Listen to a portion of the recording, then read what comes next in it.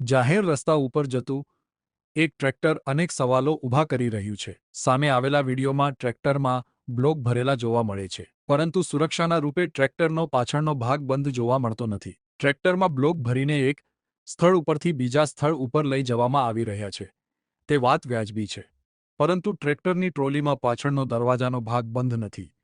જે પગલે કોઈપણ બ્લોક જાહેર રસ્તા ઉપર પડે અને પાછળ આવતા કોઈ વાહન ચાલક માટે અકસ્માત સર્જે તેવી સ્થિતિમાં જોવા મળે છે. આખરે કાયદો અને નિયમ ક્યાં છે તેવો પ્રશ્ન લોકોમાં ઊભો થઈ રહ્યો છે.